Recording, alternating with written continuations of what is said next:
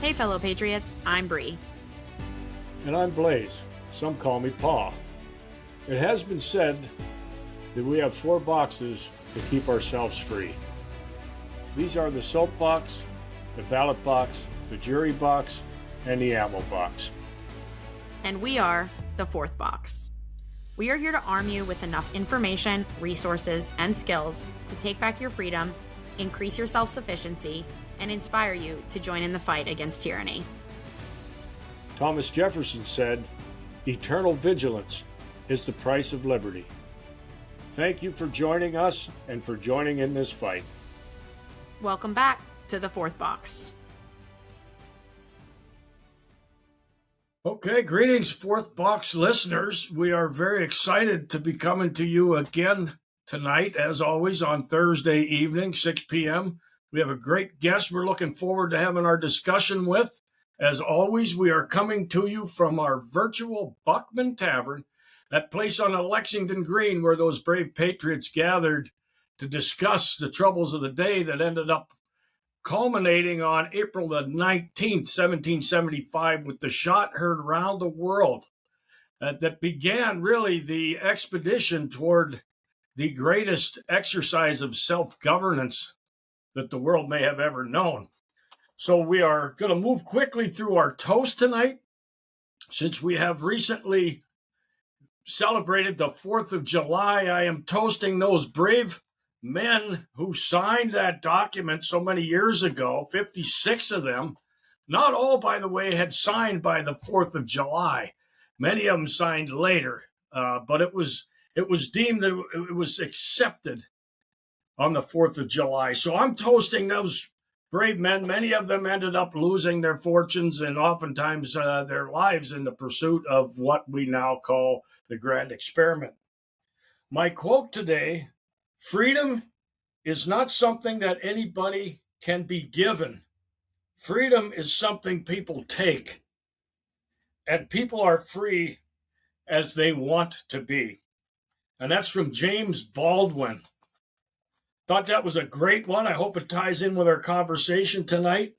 I did have a moment in history, since we've been going over one of those for the last many weeks leading up to the 4th of July. And that's simply that on July the 4th, 1776, the Second Continental Congress unanimously adopted the Declaration of Independence, announcing the colony's separation from Great Britain. So that is our moment in history. Hopefully everybody had a safe and enjoyable 4th of July weekend. Yeah, absolutely. Perfect. Thank you for all of that. I'm sure that quote will get us started nicely here. So I'm just going to go ahead and introduce our guest then. We have Dr. Jakob Nordangård with us from Sweden. Is that correct? Yes, that's correct. Perfect. So We're on a little bit of a different time zone here, but we're making it work. We always like to have somebody from kind of further away. It gives us a different perspective. So Jakob is a researcher, an author, and a lecturer whose work explores the history of global governance, technocracy, and the influence of powerful institutions in modern society. He's the author of several books, including Temple of Solomon, Rockefeller Controlling the Game, and The Digital World Brain, where he examines historical development of international organizations, digital technologies, and the networks that have shaped global policy. Through many years of research, Dr. Nordangård offers a really interesting perspective on the forces driving the world today. So with that, welcome to the show. We're very pleased to have you. Yeah, thanks for having me. Yes, absolutely. So let's just start off with the very basics. Tell us a little bit about who you are and what led you into the work that you're so committed to today. Well, as you say, I'm a doctor. I have a PhD in technology and social change from Linköping University in Sweden. I am also a geographer and have a master in culture and media production. And I've been into studying globalization and the forces behind it since 20 years now, or 22, I think it's this year.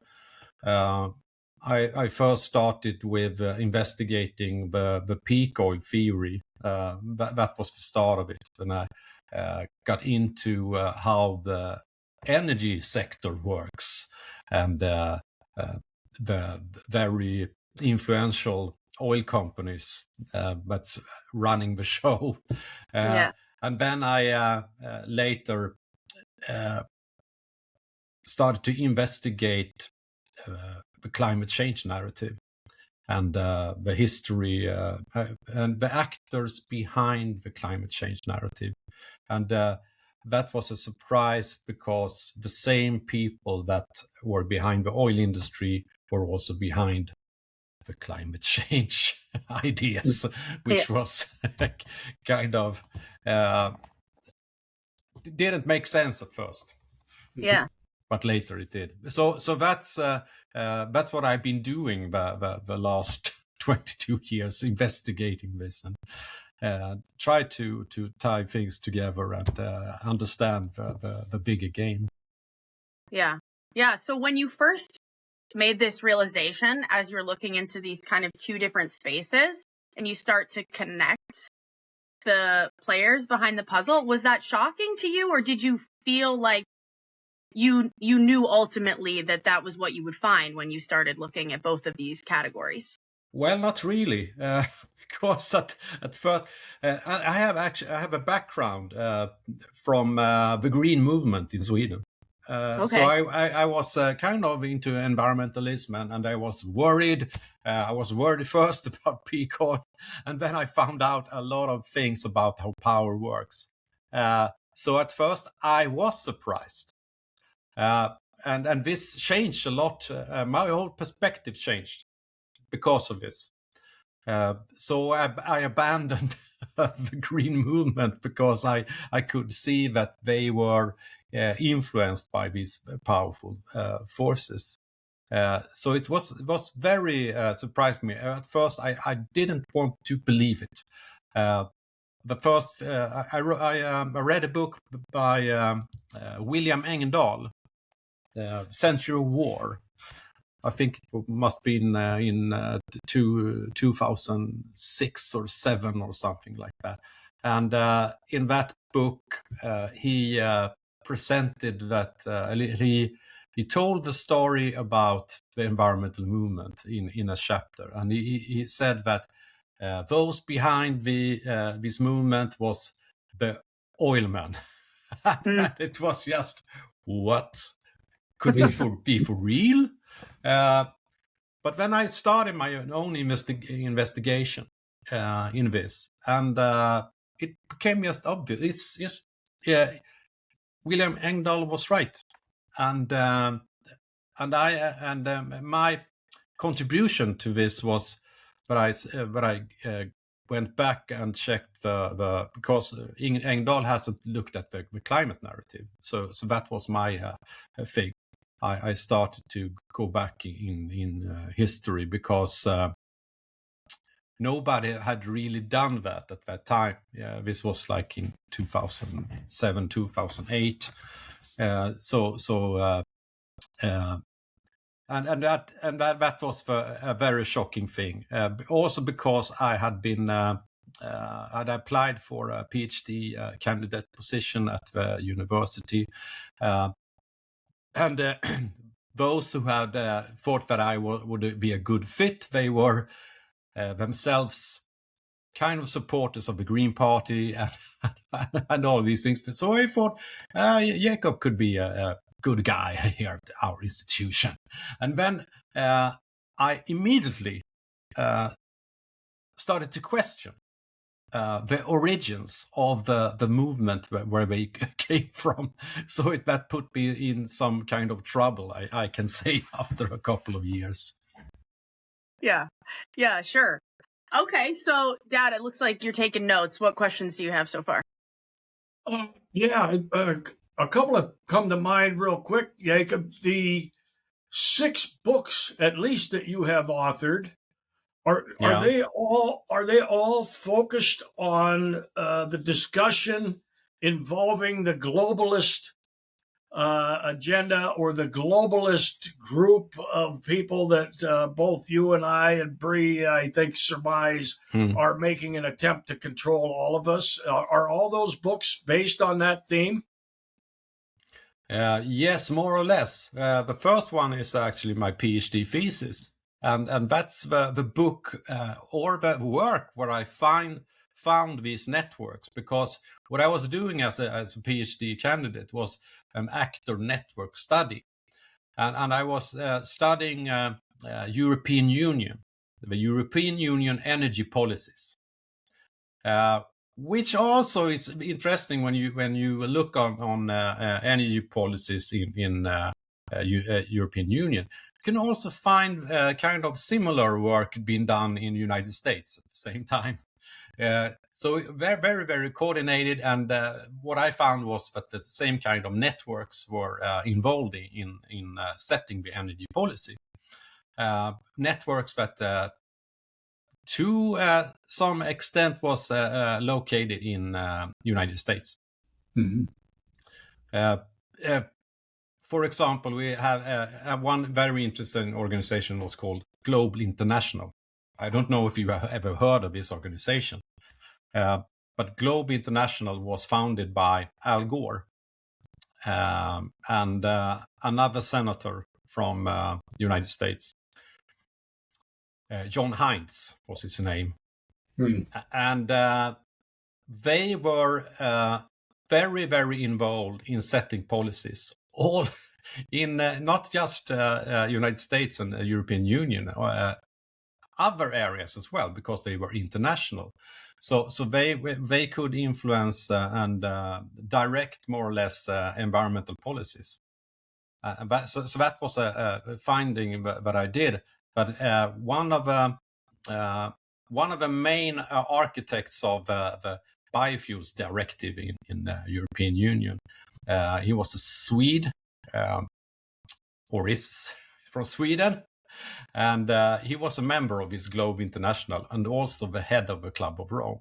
He was elected for the Christian Democrats, but he was conducting policies he was the kind of policies that he influenced and put into the European Union. It came from this Globe International network, not from the Christian Democrats. So he worked for these kind of networks. And I also was searching for who is behind these networks, who is funding them. So that was the part of the study. So I could follow the money flows all the time and found these big foundations behind it. And in this example, I came back to, for example, Rockefeller Foundation, very, very much influential in this set. And also that they had this kind of or they have in Bellagio in Italy, they have a kind of Rockefeller retreat where they have these conferences, and they meet for almost every policy area and decide and discuss among experts, and then these experts go home to their home countries and try to influence and implement these policies. So it's very interesting. I could see firsthand how this had happened, because I had stumbled upon theories about these networks before, but now during this work I could just see that, okay, this is actually how it works. And then I continued after this PhD thesis about European energy policy, about looking into the Rockefeller philanthropies, because I had seen that they were very, very involved in setting up climate policy. And also this parliamentarian that I talked about, the Swede from the Christian Democrats, he was from president of the Club of Rome, who was funded and or the Rockefeller Foundation and so on had been very, very influential in setting up this organization. And I could find them everywhere, and also on the university where I was working, and it was a very interesting thing also with when I defended this thesis, the opponent, he said to me that, my institution at Lund University, it's a Swedish university, an old one, we have just received money from the Rockefeller Foundation. And that's what we kind of started with. And also, and you have investigated all the networks that I have belonged to. So it was, and the next thing with the defense was that the president of Club of Rome, that I have been talking about in my PhD thesis, he intervened in the process and tried to convince the grading committee to not approve the thesis. At that time, I knew I was onto something very, very big, because there was people afraid of the exposure of these networks and how policy is made. Yeah, that would immediately inspire a follow-up question. And do you prefer to be called doctor, or is Jacob all right? Jacob is all right for me. Okay. Yeah. Well, Jacob, as you were going through that description that originated with the question around the books, and I found that very compelling. Was it made more difficult for you, was my question, in your pursuit of your PhD, when you started nibbling around the edges of this, and you were, I think it indicated, visited by a person who was letting you know that you're bumping into the Rockefeller Institution, and you have been doing that in your investigation. Did it then become more difficult for you in your pursuit of your PhD? Yes, it after 2 years of my investigation, it became much harder, and I had to change my supervisors to actually continue the work, because what I found, I thought this is so essential, it's so important, but my supervisors that I had, they were very, very into the green movement and these ideas, and for some reason they didn't like to hear who was behind it. And for them it was just, this sounds like a conspiracy theory or something like that. It's like, and they also defend their research field. They got funding. They don't want that the networks that they are a part of is questioned. Other conspiracy theories are allowed, and that's how climate skeptics are funded by the oil industry. That kind of that's a research field actually, and we have researchers in Sweden, but they are flooded with money from both the government and also the big foundations to do these studies on the evil climate skeptics. Yeah. So in that case, it works. You can study power and these networks if it's against the enemy, but not the team, the good team, so to say. So when I exposed that the good team, maybe it wasn't the good team at all, because they were essentially the same as the bad team. Yeah. Is it really driven by the money, do you think, or do they really have some contrived notion that the science supports that green movement? I think that they are convinced that the science is right. Mm-hmm.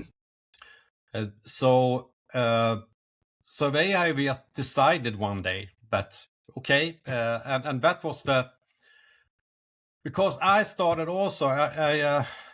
I did a kind of a student paper before I went into my PhD studies, and that was about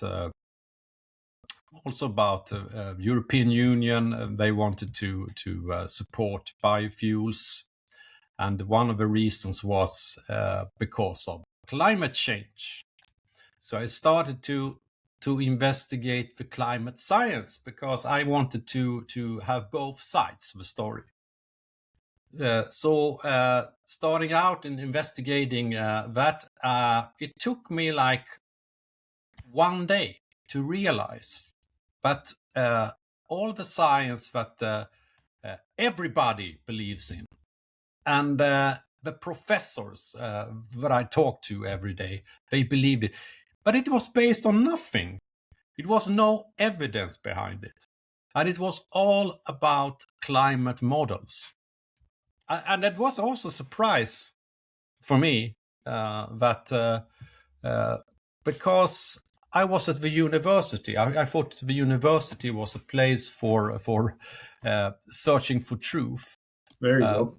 And also that we, and I thought this isn't science. This isn't the way you conduct science. And it was not questioning. It was, I mean, you have a computer model that tells you something that will happen in the future. That's not science. That's predictions. It's like, sorry, I have a cat that's intruding. That's okay. That's quite all right. Yeah. Well, it was kind of shocking again to realize that. And then I went back to what I started with, peak oil, and I just, but which is the same. That's also models about future and oil discoveries and so on. It's just, what is it? Mm-hmm. You can't really know these things, and science can't explain everything as it is. But one other interesting thing is that these people around me in the department at the university, for them it was like a religion. The climate issue. It was almost religious, and you couldn't question it. It was impossible to question it. But at the same time, a lot of these people, they were kind of, if you've been at the university the latest 30 years, it's a lot about questioning. I mean, before we have this positivism, and you have the science, and after the 60s and into the 70s, they started to kind of question this, and we had new ideas with French philosophers and so on, where truth just was relative. That has been a big thing at the university. It's we can't say anything for sure, so what we can do is to build a better new society. That's what we should do. But in the case of climate change, that was truth, which was also very strange, because certain questions, certain science was true, despite the fact that they came from this environment that questioned truth and said truth is relative, but not climate. Yeah. So it's and it's a strange. For me, it was coming into the university world. I really believed I would meet people that were thinking for themselves, but I met so much ideology everywhere. And if you want to stick to facts, you are a problem. Yeah. So you started all of this by looking at this peak oil theory, right? Yeah. And then kind of finding the truth out about who's running oil. The energy and then, market, yeah. Yeah, everyone behind the energy systems. And then that connects to climate. And then as you're going through this process, you start to see that there's a connection to the education system. Then you start to see these connections to politicians in the United States and so on, right? And you mentioned how for you, it was easy to kind of go back through and look at the history of these things. And I think that piece alone is interesting because climate change is somewhat modern, I think, for people to think about. But as you're looking at all of these different categories, you're finding a lot of historical context for how they all connect.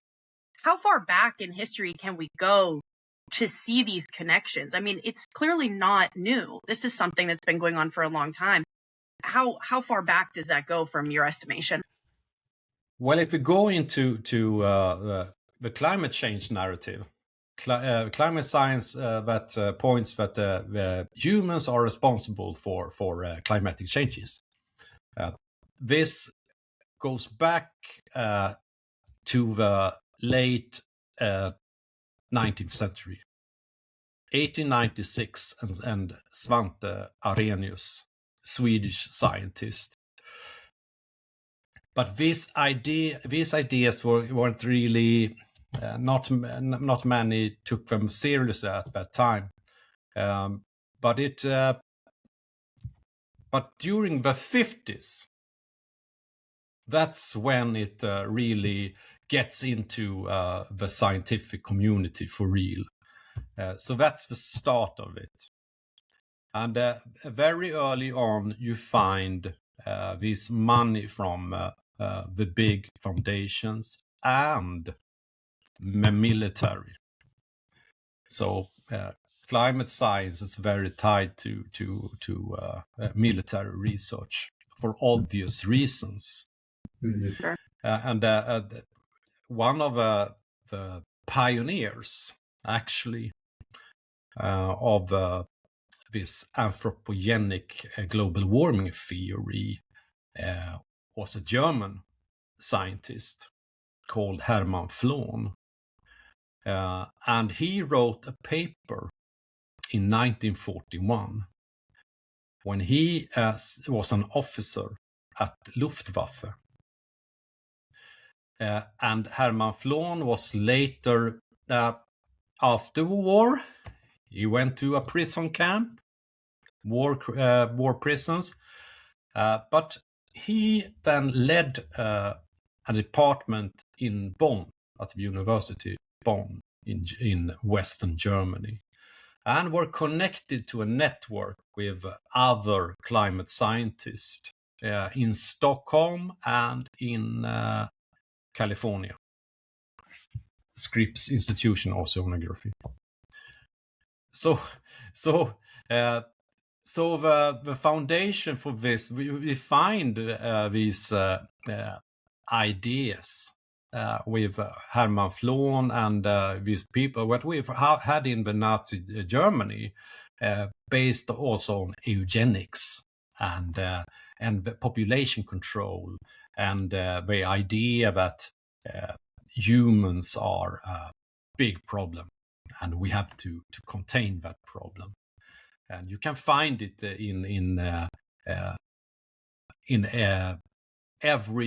conferences they had during the 50s that start to discuss climate change and so on. The people in these conferences, they came from the eugenics movement. Yeah. So to a large extent, it was their agenda. And then they started in the 50s also. One thing that made this possible with the climate science and was the computer models that came in the 1950s in the United States.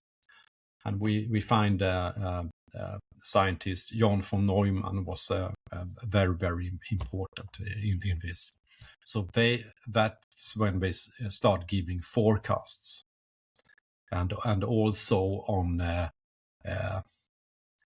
global temperatures and how they are rising. So they start also to measure carbon dioxide in the late 1950s. Okay. Yeah. So this goes back so much further than people think, which is interesting. Yes, it is. Yeah. Especially because these connections go back that far too. And as you discuss all of these things in detail, of course, speaking about population control and even something you said a little bit earlier on with the climate agenda, people thinking and viewing it, especially in educational institutions, as a religion. My mind, of course, goes to COVID-19 here and everything we saw surrounding that. Can you maybe explain how maybe some of these connections also are tied to what we saw during that pandemic time period? Yes. The thing is, I had just released this book, Rockefeller Controlling the Game, in 2019. It came out in Swedish, and it's December 2019 in English.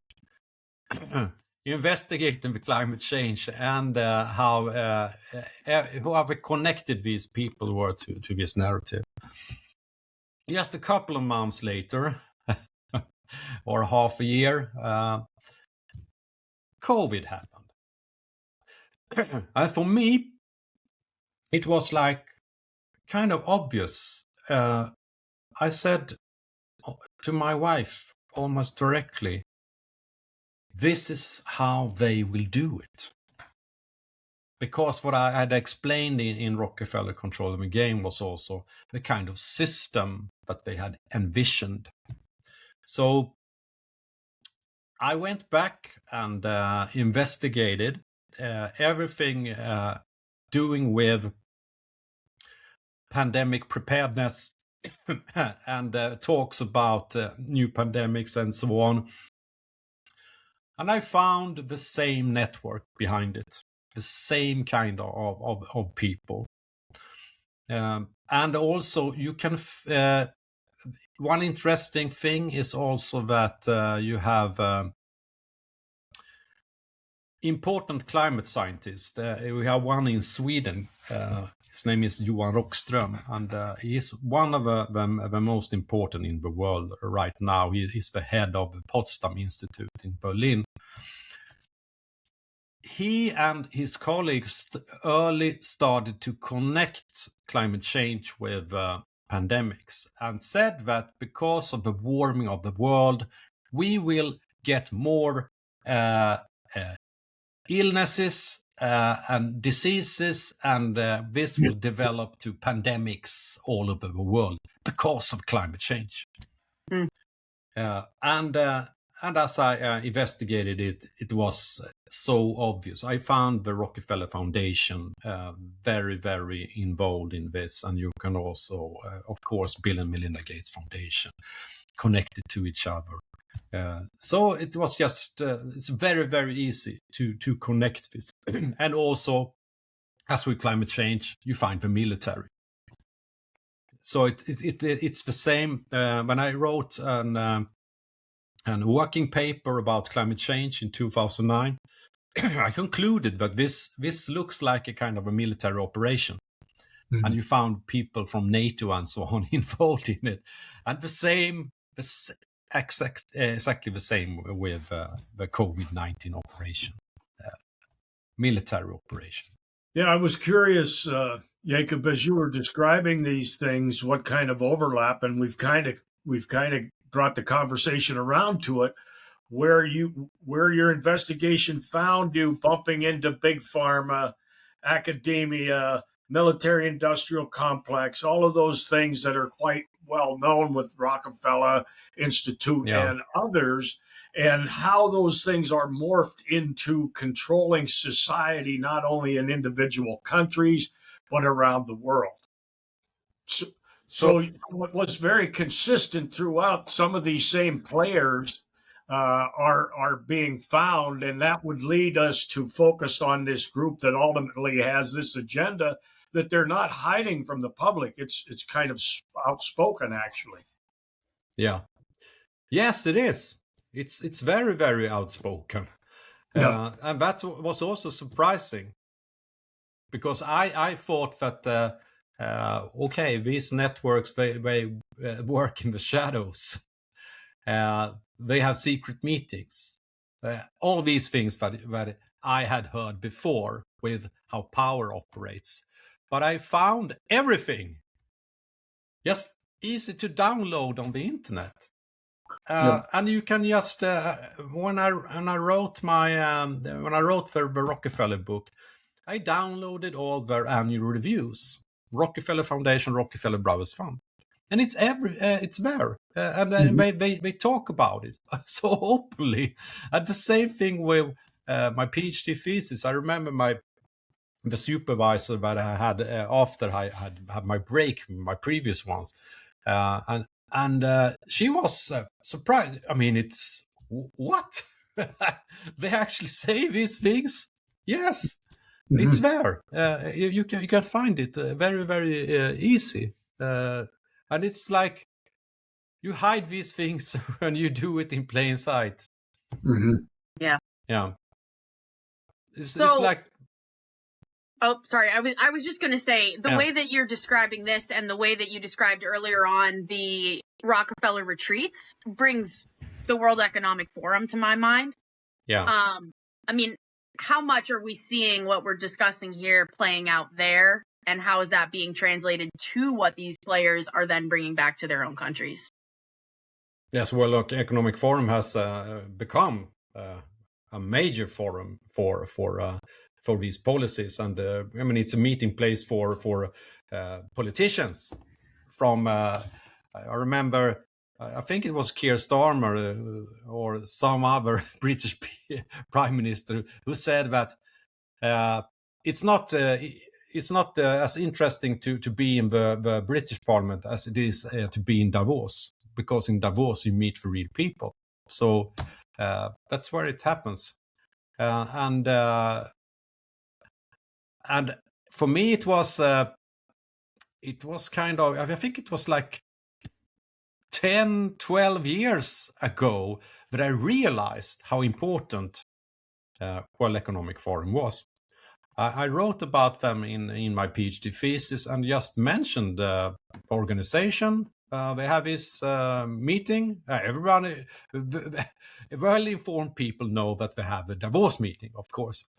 But as with many others, it's like, okay, it was a kind of talking club. You just have this meeting and go home. I didn't realize at that time that they actually had this kind of these working groups and this structure that they had been working on for a long time with setting policies, and how these big corporations were in all these groups preparing for setting policy and influence politicians. That was more, it became obvious during the declaration of the Fourth Industrial Revolution by Klaus Schwab in 2016. That was that was very, very, very important. At that time, they stepped out into the light and said, "Here we are. Here's the agenda, and here's how we're going to do it." Yeah. So, from your perspective, when these things are so openly discussed in this way, why is it still so taboo to talk about, hey, this is what's going on, here it is, all the pieces connect? Why do people still believe so deeply that it's all just conspiratorial? Because they have been, that's what they have been taught. It's like we have, for a long time, you hear someone mentioned they want a world government, and people just conspiracy theory. So it's like it's a reflex. It's just people just it goes into it's like a, in Sweden we call it hålkort. It's when you just hear a phrase, it's just you're programmed. You're programmed to react in a certain way, and I also think that we had this with people talking conspiracy theories when the internet came, and it became kind of a field in itself. And you had these conspiracy gurus talking about these networks and the power and everything, and they gave it the tinfoil hat. So it's very, very difficult to be a system critic today and not being connected to the tinfoil hat crowd. It's very, very hard, and especially at the university. So we have had this going on for a long time, and people, they learn how to react. They don't think for themselves. So, and very few, and this also has made it because to talk about these power structures, it makes people what? So very few dare to do it. Yeah, absolutely. Because it creates a stigma, and you can lose friends because of it, and be seen as a loony. Yeah, that's true. Yeah. Jacob, one of the things we here at the Fourth Box attempt to do, and I think we run into a lot of the same things that you just discussed there. A lot of people just don't want to hear it. But what we really have made an attempt to do over the couple of years that Bree and I have been doing this is try to give people useful information that they can apply toward regaining some personal liberty. Would you have any words that you could share with us that might be helpful based on your investigations and authoring of these books that we can help here win people over to applying effort to winning back some of their individual liberty, which is really one of the core principles we here at the Fourth Box are attempting to do? Yeah. I can say my own contribution to this is to expose power and expose how it works, and teach people how they get manipulated. Because when they realize how they are being manipulated, it won't work anymore. But it also, you can't go out and just preach. Sure. This, you have to have people that are curious, that comes to you and ask questions about this, and you can yourself ask people instead of preach to them. So that's what I'm trying to do, and also I also try to build networks of people, and trying to finding also like-minded people, of course, but because if you are a group, you can also influence more people and invite people. And I've recently working on setting up a little venue here in my home city, Norrköping in Sweden, where we will have these physical meetings and meeting people, talking to each other in a physical format, because that's very, very important today. Sometimes it's like I talk more with people on the other side of the globe than I do to people in my own city. So I think it's important to be here and build from where you are, because that's how you can change things. And I think, and one thing also with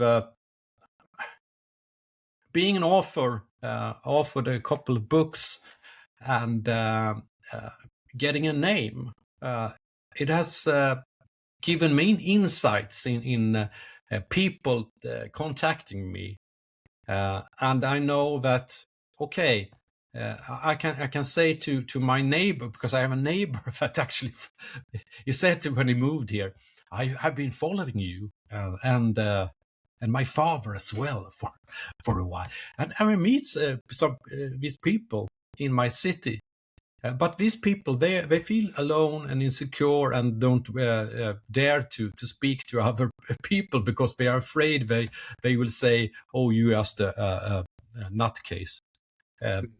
But I can tell them that you have more of these people. There are more people than you know of, because this is a kind of a fear that they have spread out, so that you won't you won't dare to speak of certain topics with people. Yeah. So, yeah. Yeah, that's a great answer, and that's one that we certainly believe in Yeah. very much is, community. And Yeah. it's so important to have conversations with someone like you who is on the other side of the world, because people do get stuck in these bubbles. And I think especially here in America, people think this is happening in our country. It's not a global problem. It's not happening to other people around the world. But it very much is. I mean, these structures of power are global structures of power. So I guess one of my last questions here before we start to wrap things up is, to that point, if people don't start coalescing and coming together, what does this look like? If these systems of power have their way, how does that trajectory continue to play out? What types of things does it result in for the global population?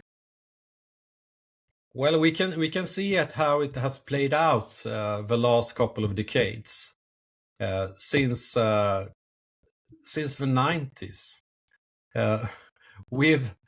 In Sweden, we used physical cash, physical money, and today, very, very few people, almost only old people use cash, and maybe some immigrant groups, they use cash, and the criminals use cash.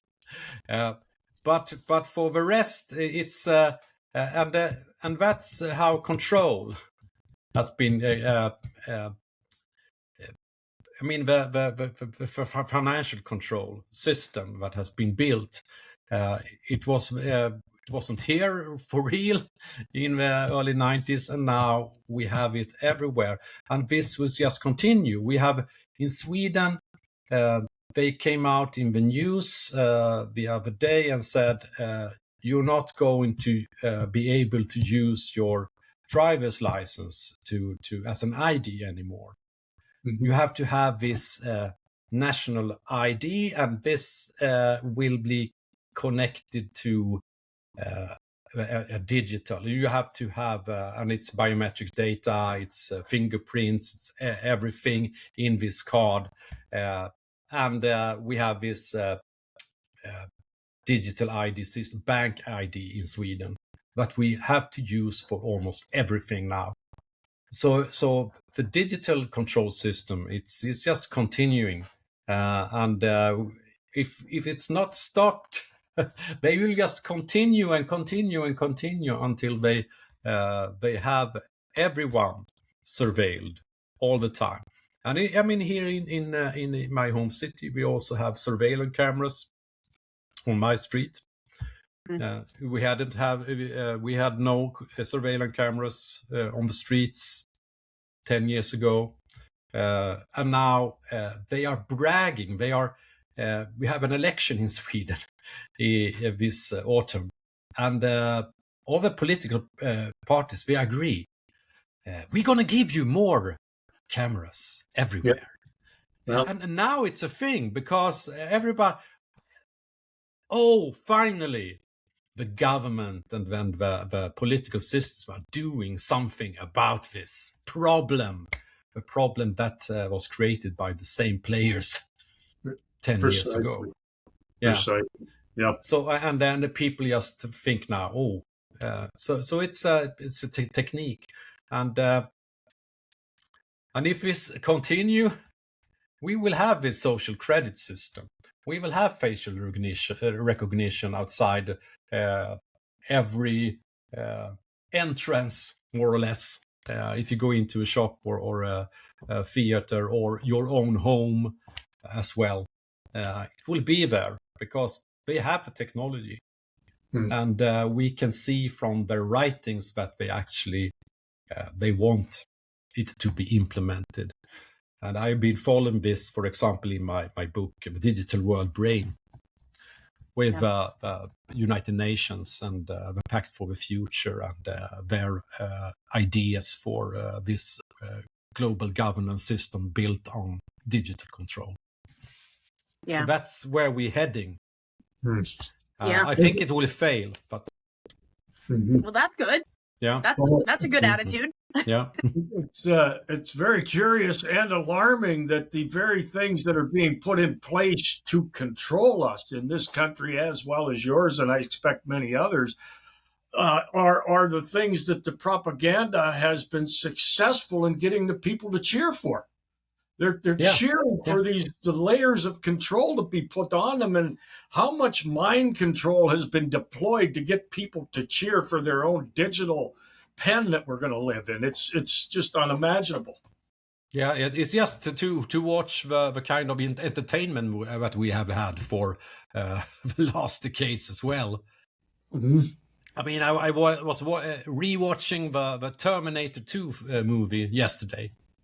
Yeah, and we have had it's this kind of future that they have envisioned for us, and it's they're telling us it all the time.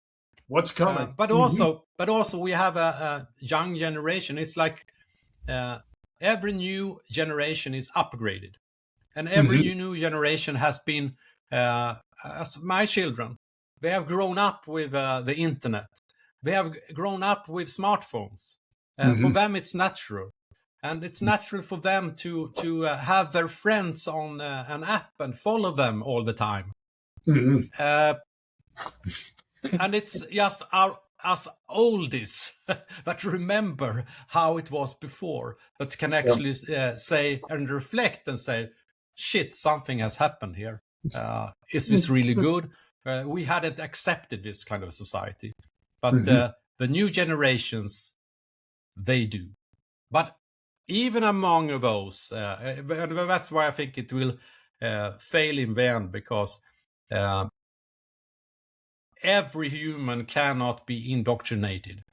Sure. Every human cannot be put in the box. We always will have those where the programming don't work.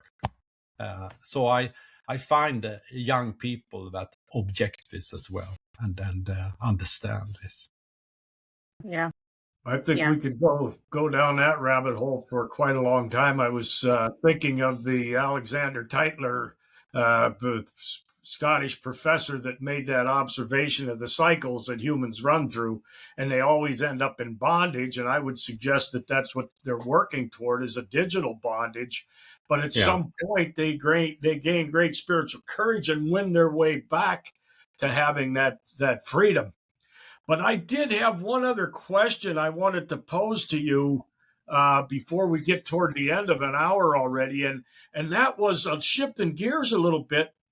I when I was reading some of your background, I noticed your musical line as well, and I wondered, is that an escape, or is that an inspiration, or how does that fall into the other work that you do, your musical aspect? Well, I can. The thing is, I have this book, Temple of Solomon, and the Temple of Solomon book is kind of a booklet to a CD, a record with my band Wardenclyffe, where I explain the lyrics to each of the songs of the album, one chapter each. Okay. But it's an investigative book. So I connect my music, I have done this with my research, because when I started out as a PhD student, I was furious sometime. I got mad about how things worked and how these people manipulate us. And I couldn't express everything what I felt in my writing. So I formed a band. I've been playing since the 80s in bands, but I formed a new band called Wardenclyffe, where I started to write lyrics about the agenda, more or less. And my PhD thesis, when it came out, I had the cover was painted by an Irish artist that has made album covers for some doom metal bands. So also she's a freedom fighter on Ireland. Yeah. So I had these images and everything about the agenda and this. So very artistic, and I like to combine this artistic side and the scientific side that I have, because I have both sides. So when this first the PhD thesis came out, I also included a short record with 3 songs by my band about the agenda. Yeah, so it was distributed during my PhD defense. So I have combined this because I think it's important. It's because what I'm fighting, it's something that try to contain our creativity, try to contain our creative force. So I want to show the good sides of humanity. So in this book, I also have an artist that I've been working with, doing these fantastic illustrations and so on. And I also had this big event where I showed talked about the book, and I also had this kind of art gallery and everything happening at one time. So that was a dream I had for a long time. So I try to combine this. Okay. That's really cool.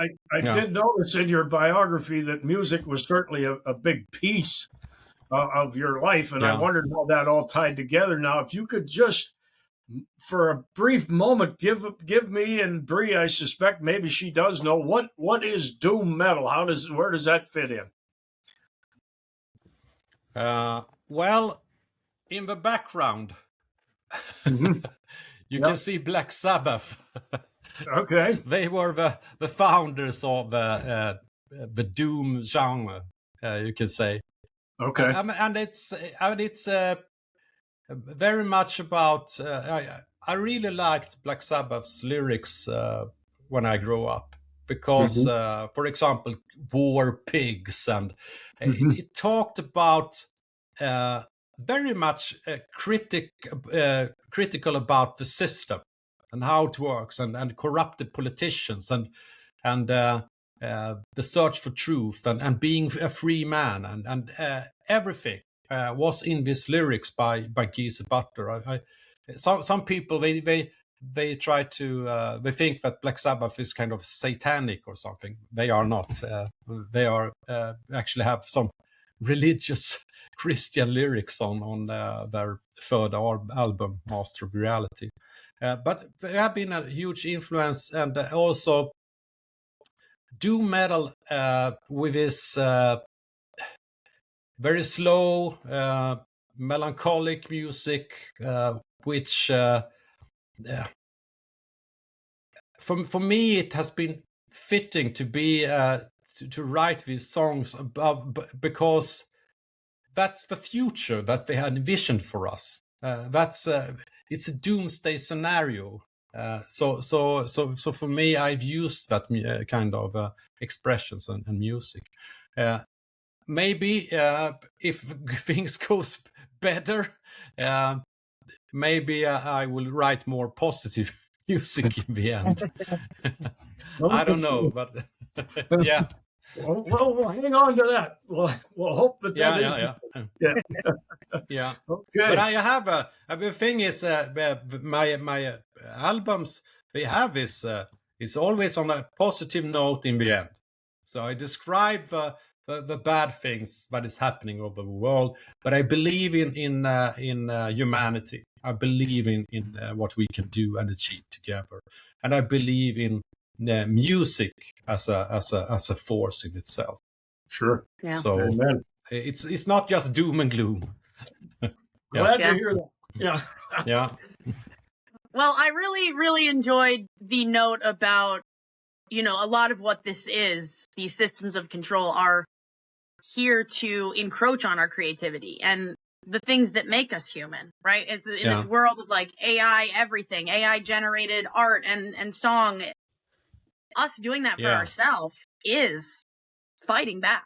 So I think that there is so much correlation there. And I think people holding on to their own creativity is such an incredible tip to take away from this episode, and to remain true to your creativity. I think that is a very empowering solution that oftentimes does not get associated with this type of conversation. So thank you for bringing that to the table.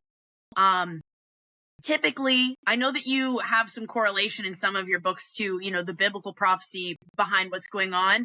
Yeah. And we could talk a whole nother hour about that. So maybe we'll have to have you back. We usually do close with the Bible verse. So before we do that, if you could just one more time let everybody know where to find your work, where to find everything that you're working on, that would be fantastic. Yes, you can find my work at I have a webpage, jacobnordangård.se, where you can find information in English about my books. You can find links to buy my books. You can find information about my Substack and also YouTube clips.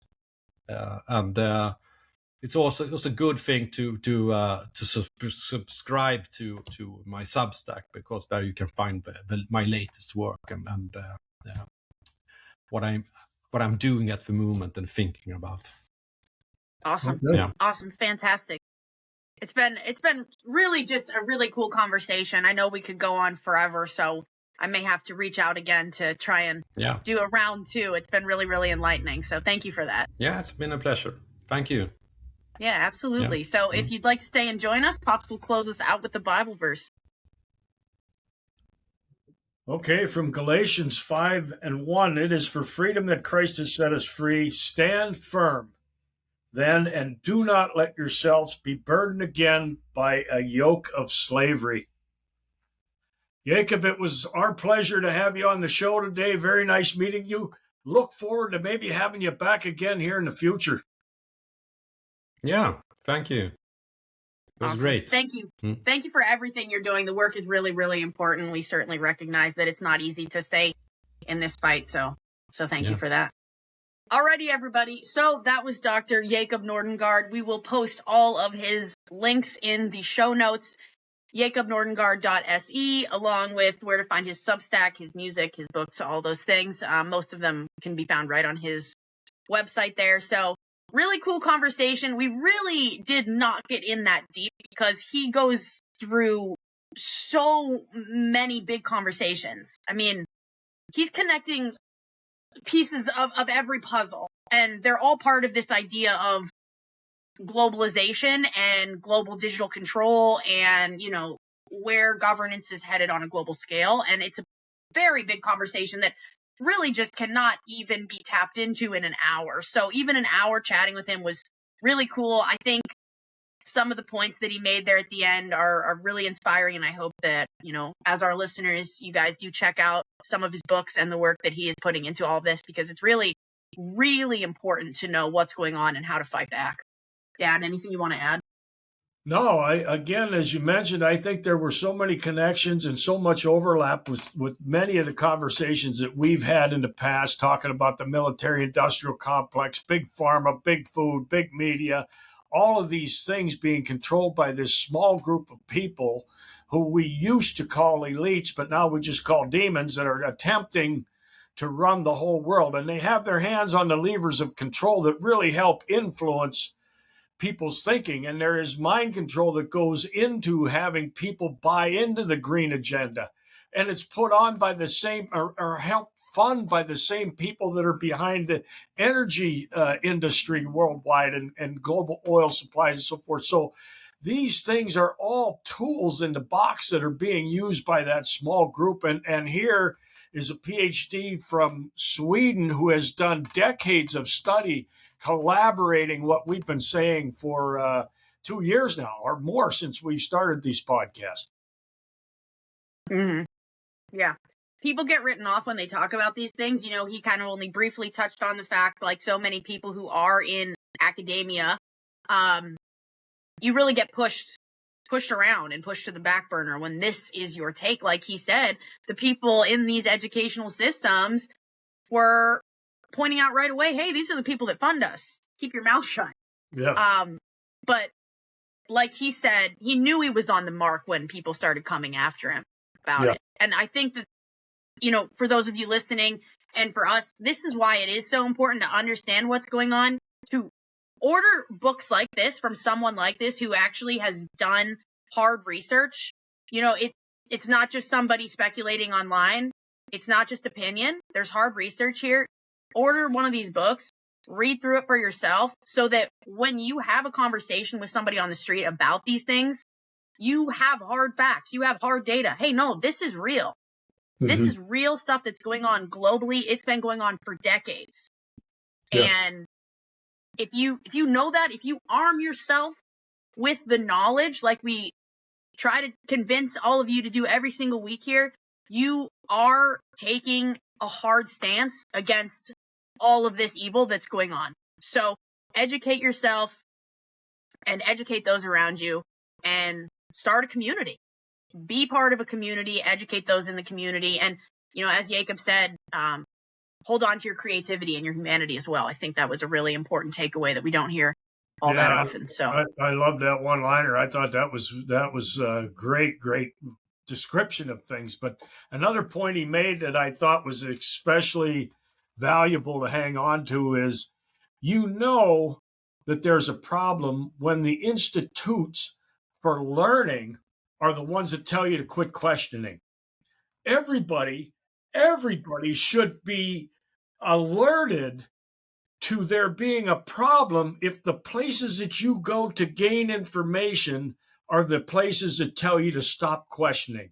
You should automatically know that you are having something force-fed to you when you are told to quit questioning.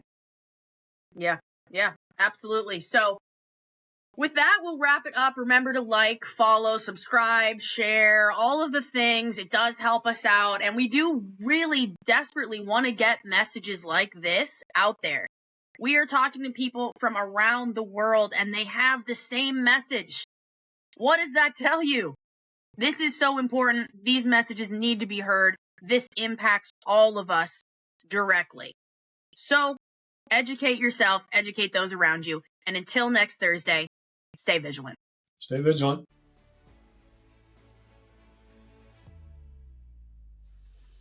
Thank you so much for listening. We really do appreciate the support and truly love getting to share this message with anyone who wants or needs it. The best way for you to support the show is to subscribe, add a rating, and share with everyone you know. You can find us on Instagram, X, and at thefourthbox.com. We'll see you next Thursday at 6 p.m. Stay vigilant.